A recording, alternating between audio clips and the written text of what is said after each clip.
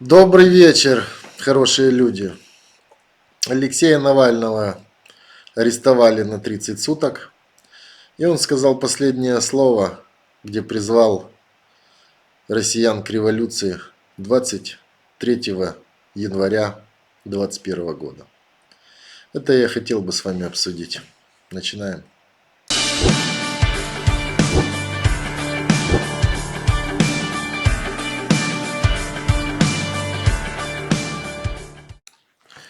Добрый вечер, дорогие друзья. Еще в начале года все смеялись, когда в интернете появились календарики, что 2021 совпадает полностью с 1937 годом, что день в день все одинаково. И все смеялись, что все наступил. И эта шутка воспринималась реально, потому что Российская Госдума перед Новым годом наклепала такое количество законов, что людям еще дышать разрешили, но в принципе все остальное уже запретили. У тебя будут реальные сроки. И мы же понимаем, что мафия не шутит никогда. Только теперь она имеет еще в кавычках приставку, что мы тут власть. Решение Навального вернуться, я бы сказал, это сумасшедшее смелое решение. Ну просто вот мега мощнейшее, потому что он за последние полгода был между жизнью и смертью. Потом сам доказал, как его хотели убить, и его убивали. Просто чудо спасло. После этого возвращаться, зная, что самое легкое, что тебя ждет, это тебя посадят. А самое, прости господи, вероятное, что тебя убьют второй раз и уже не промахнуться. Это очень смелый поступок, и он достоин уважения. Мы можем к нему относиться плохо, можем хорошо, любить, не любить. Но то, что он на сегодняшний день единственная оппозиционная фигура, которая имеет всероссийский масштаб, это факт. И он единственный политик в России, который может этой бандитской ОПГ, которая кроме того, что ворует, убивает людей, он может свернуть шею. Поэтому его возвращение при всех тех словах, как его ни называли, немецкий пациент, и его фамилию запрещено произносить, превратилось в самый настоящий фарс и панику власти. Потому что то, как это происходило, это вызывает смех.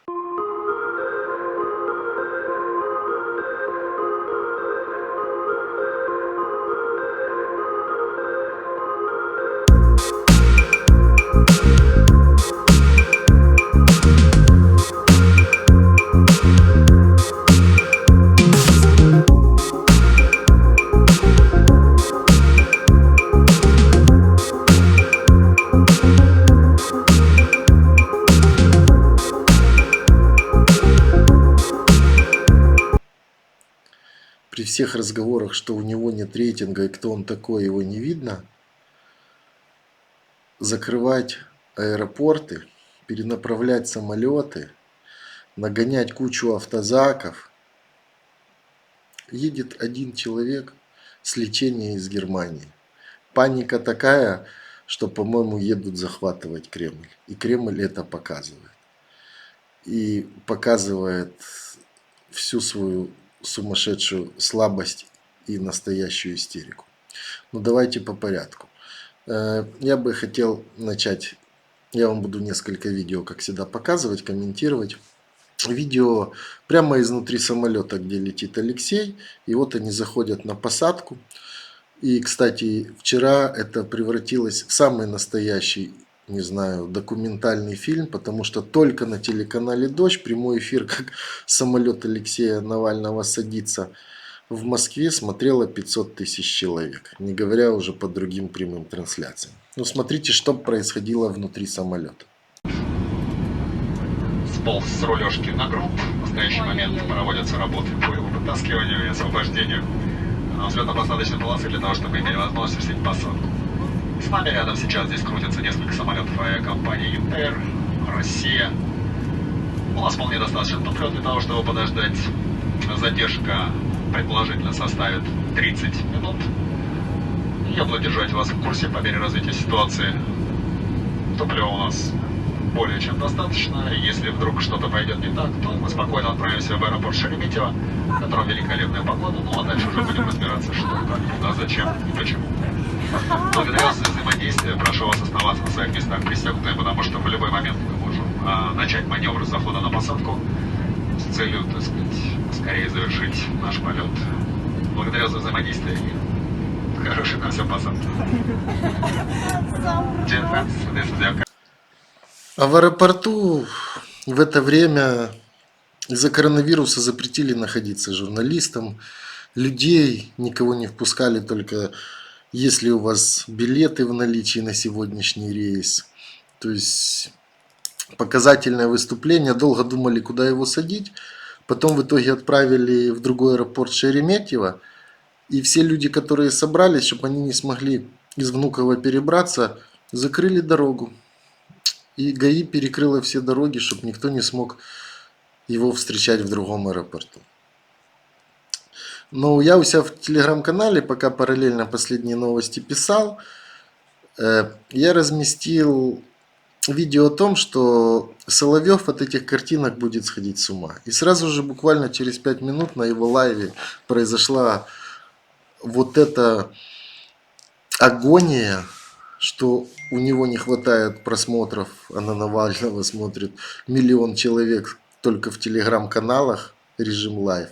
Вот как он рассказывал, какой он смелый, с виллой из Италии, что Навального надо арестовать. Я оставлю право откомментировать эту зажигательную речь вам.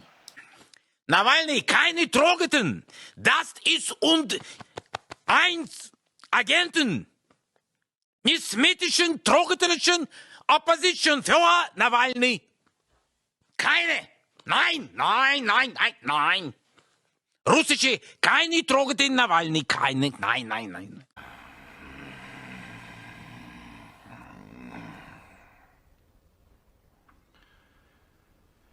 Да что ты, черт побери, такое несешь? Ну, после того, как самолет приземлился в Шереметьево, на паспортном контроле Алексея арестовали, адвоката не пустили. Сказали, либо сейчас применим силу, либо идите сами. Тут же самый большой парадокс и вообще идиотизм этого всего, что ему предъявляют то, что он не являлся по старому уголовному делу, срок которого условный заканчивался в прошлом декабре, что он не являлся в полицию и местонахождение его было неизвестно. То есть он в коме должен был, находясь месяц, только в коме, должен был являться и говорить, что я жив-здоров. Ну, понятно, что абсурд крепчает. Ну, больше всего вчерашний вечер абсурдом закончил Песков, который заявил, что Навальный арестован. Где? В Германии? Вы знаете, я не в курсе. Кстати, Песков сегодня отменил 2-й раз в своей жизни пресс-конференцию. 1-й раз он ее отменил перед пресс-конференцией Путина, когда Навальный опубликовал первые доказательства своего отравления.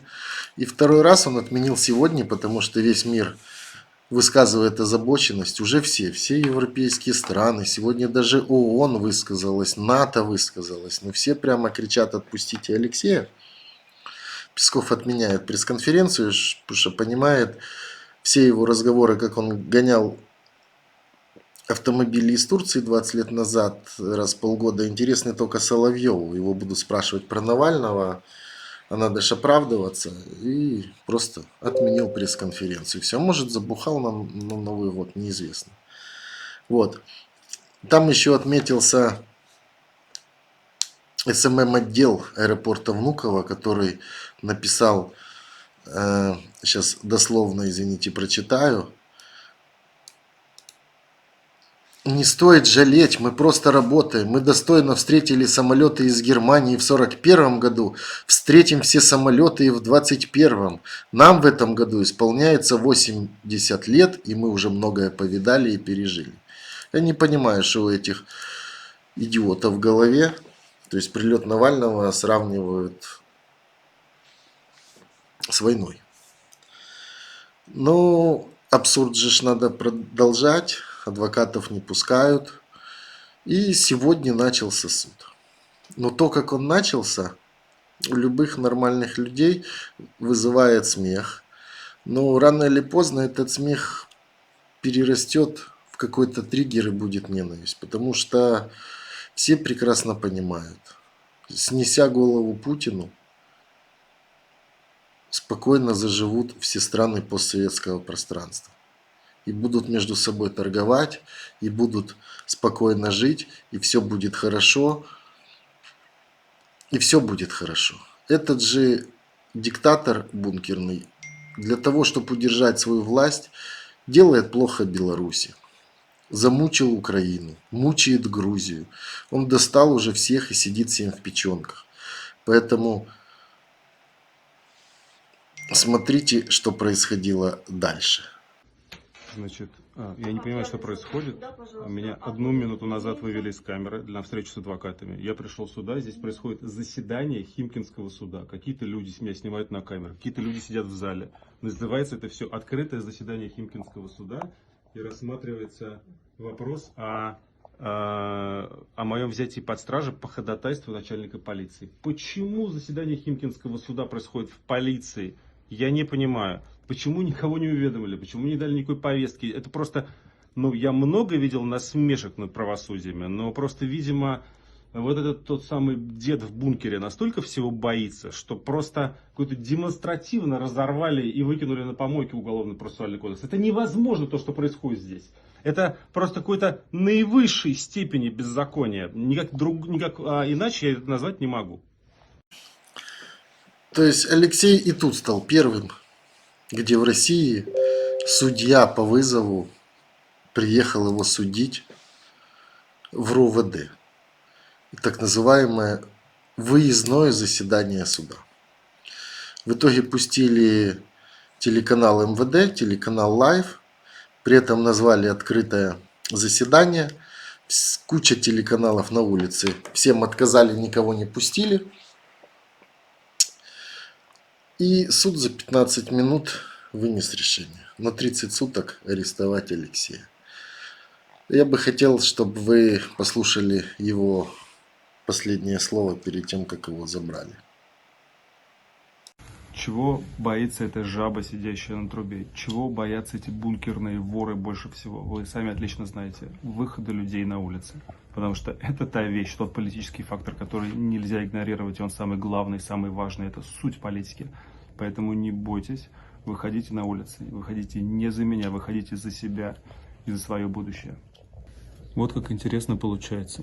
Вроде бы сижу я на фоне флага Российской Федерации, а происходящее здесь не имеет ни малейшего отношения к законам Российской Федерации. И это понимает вообще каждый человек. Вот этот полицейский, вот тот полицейский, вообще все, кто здесь находится. Вот эта вот банда воров, которая просто 20 лет разграбляющую страну, она сказала мне, и в моем лице всем, кто отказывается молчать, что вот, значит, мы тебя пытались убить, ты не умер, оскорбил нас этим, и поэтому мы тебя за это посадим. И сейчас придет женщина в черной мантии, изображающая, что она судья, и отправит меня под арест, тоже понимая, что все это абсолютно и тотально незаконно. Но тут важно даже скорее подумать о том, почему они делают именно так, почему они посадили мой самолет в другом месте, почему они трусливо организовали вот этот вот процесс прямо в здании ОВД, почему они не пустили никого, почему все так срочно, почему никто не знал об этом суде. Потому что у них рейтинги большие или потому что они сильные? Да нет, потому что вот этот самый вороватый бункерный дед, он сидит и трясется от страха. Они же боятся, ровно поэтому так вот делают срочно, тайно, секретно, так торопятся. Они боятся, и боятся они вас. Они боятся тех людей, которые могут перестать молчать, осознать свою силу и понять, кто может им противостоять? Почему, они задают себе вопрос, почему вся Россия внезапно подчиняется какому-то Путину, Сечину, этим Ротенбергам, сборищу какого-то жулья чудовищного. И как только мы это осознаем, выйдем на улицы, все это просто перестанет раствориться. Мы же каждый день просто теряем возможности, которые дают нам настоящие. И каждый день мы теряем свое будущее. 20 лет уже подряд. 20 лет подряд мы становимся беднее, наша страна деградирует, наше образование все хуже, наше здравоохранение все более убогое. И это никто не остановит, кроме нас самих. Поэтому я вас призываю, не молчите, сопротивляйтесь, выходите на улицы. Никто, кроме нас самих, нас не защитит. А нас так много, что если мы захотим чего-то добиться, мы этого добьемся. Ну, я думаю, в следующем суде это видео Алексею припомнят и накрутят по максимуму. Скажут, что это призыв к революции. Я уверен, что 23 числа по всей России сторонники Алексея выйдут. Но к революции это не приведет, потому что на примере Республики Беларусь Путин уже обкатал. И не зря батька говорил, прости Господи за это слово, диктатор Лукашенко говорил, что мы с Путиным уже мазаны и только вдвоем в одной лодке, потому что на обоих убийство политических оппонентов и своих людей. Убьют 10 человек, посадят 20 тысяч, и все заглохнет. А ведь каждой нашей стране хочется иметь свободные выборы и менять менеджеров до тех пор, пока не придут те, которые будут думать не о своих карманах и не о карманах своих кооперативов озерных и тому подобное, а будут думать о стране, как из нее сделать Дубай, как из нее сделать, чтобы тарифы были нормальные, чтобы олигархи не грабили, а чтобы войти в историю не как диктатор, не как тот человек, который убивал, а войти в историю как человек, который сделал из острова семью. Живет Беларусь! Слава Украине и Россия без Путина! Все будет хорошо. Хороших людей все равно больше.